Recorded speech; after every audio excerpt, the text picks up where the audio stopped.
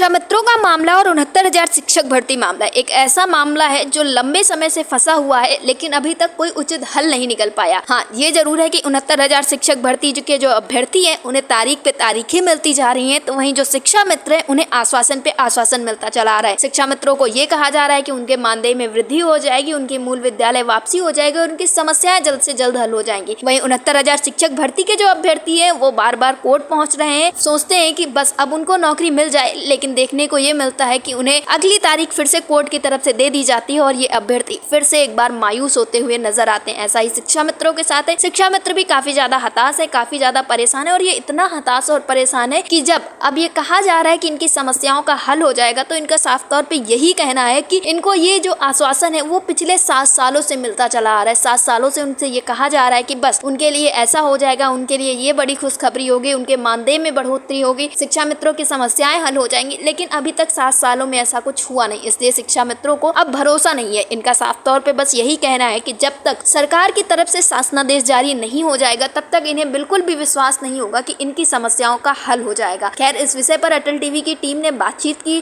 शिक्षा मित्र पवन गोलिया, तो उन्होंने साफ तौर पे ये बात भी बताई कि 69,000 शिक्षक भर्ती का मामला जो फंसा हुआ है उससे शिक्षा मित्र कैसे नुकसान झेल रहे हैं और उनसे उनका क्या नुकसान है, ये सारी चीजें भी बताई हैं। तो पवन गोलिया जी ने क्या कुछ जानकारियां दी हैं और उन्होंने क्या कुछ कहा है, आप भी सुनिए। पवन जी, आपका हमारे चैनल अटल टीवी पे बहुत बहुत स्वागत है।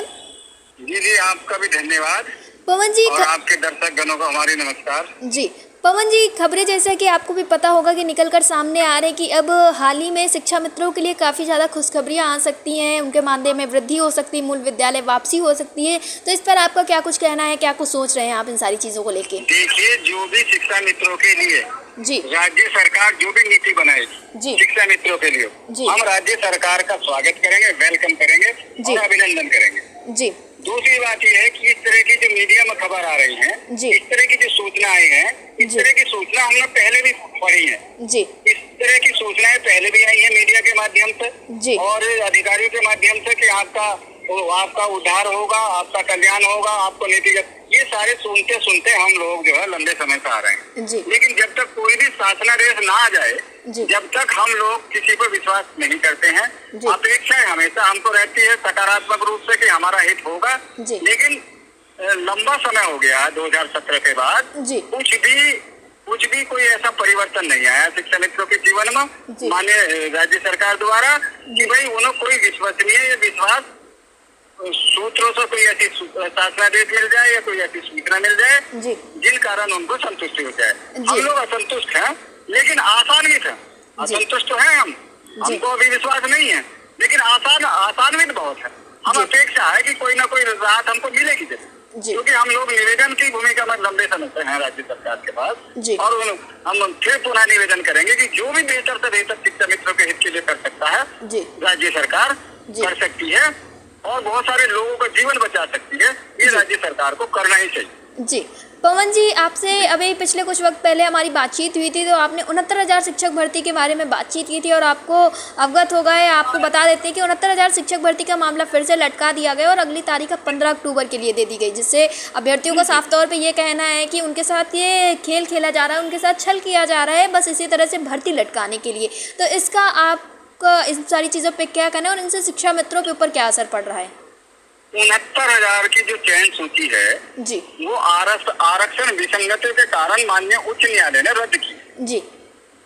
वो उनकी चयन सूची रद्द की है जिस चयन सूची में माननीय सर्वोच्च राज्य सरकार ने और जो एक बैरियर लगाया गया था कट ऑफ 60-65 का, उस बैरियर लगाकर शिक्षा मित्रों के 35,000 पद को रोक दिया गया। तो ये जो 69,000 की चयन सूची है, ये शिक्षा मित्रों की जो अधिकारों की हत्या करके ये चयन सूची बनाई गई। अब जो उनको रोक दिया गया, लेकिन ये तब भी संतुष्ट नहीं हुए। इस चयन सूची में बहुत विसंगति है।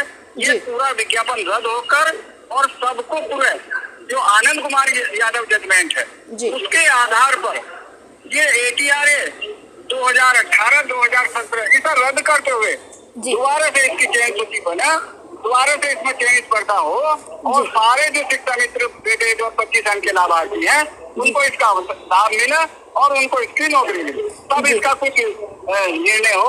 अन्यथा इसमें इतना घपला है, इतना भ्रष्टाचार है कि इसकी कोई अंतिम फैसला नहीं हो सकता। जी, लेकिन इसमें पवन जी एक बात ये भी देखी जा रही है कि अगर आरक्षित वर्ग के हक में फैसला आ रहा है तो अनारक्षित जो चयनित अभ्यर्थी है उनके साथ धोखा हो रहा है, और अगर चयनित अभ्यर्थी जो है उनके लिए हक में आ रहा है तो आरक्षित वर्ग के अभ्यर्थियों का नुकसान हो रहा है। तो ऐसे में नुकसान तो एक का हो ही रहा है, क्योंकि चयनित अभ्यर्थियों का तो यही कहना है कि 4 साल से नौकरी कर रहे हैं हम लोग, और अब ऐसे नौकरी से चले जाएंगे तो बहुत सारी समस्याएं होंगी। मैडम, ये समस्या राज्य सरकार द्वारा, राज्य के अधिकारियों द्वारा उत्पन्न की गई है। जी। तो यदि राज्य सरकार द्वारा उत्पन्न की गई है तो राज्य सरकार की जिम्मेदारी है कि वो अपना सबमिशन दाखिल करे, अपना एफिडेविट दाखिल करे कि जो इसमें शिक्षा मित्रों का हकमारी हुई है हम उनकी भी पूर्ति करेंगे, जैसा उन्होंने सुप्रीम कोर्ट में क्या नाम रामचरण मौर्य जजमेंट में एफिडेविट दिया। जी। और जो लोग सामान्य वर्ग के चयनित हो गए उनके लिए भी एफिडेविट वर्क करें, और जो आरक्षित वर्ग के वंचित रह गए उनके लिए भी एफिडेविट दे। ये राज्य सरकार के पास 28,000 पद, लगभग 68,500 में है, और 51,112 प्लस पद, ये 69,000 के बाद जो एफिडेविट दिया राज्य सरकार ने वो है, यानी कि 80-85,000 राज्य सरकार के पद खाली हैं। वो दोनों शिक्षा मित्रों को भी उसमें चयनित कर सकती है, और जो आरक्षित वर्ग के वंचित रह गए उनको भी लाभान्वित कर सकती है, और सबका समझौता कर सकती है। राज्य सरकार की नैतिक जिम्मेदारी है कि अपने आरक्षित वर्ग को भी और अनारक्षित वर्ग के लोगों को भी जो समायोजन करें, और जो शिक्षा मित्र रह गए हैं 42,000 जो आवेदन करा था, और अब लगभग 45-50,000 हैं, उनके राज्य सरकार के पास इतने अधिक पद हैं जो सबका हित कर सकती है। ये राज्य सरकार को पहल करना चाहिए, माननीय सर्वोच्च न्यायालय में अपील करनी चाहिए, और वहाँ सबमिशन दाखिल करना चाहिए, एफिडेविट लगाना चाहिए। जी, ऐसी हमारी मांग। जी, पवन जी, एयरटेल टीवी से जुड़ने के लिए बहुत बहुत धन्यवाद। जी, आपका भी धन्यवाद, आपके दर्शकों का बहुत धन्यवाद।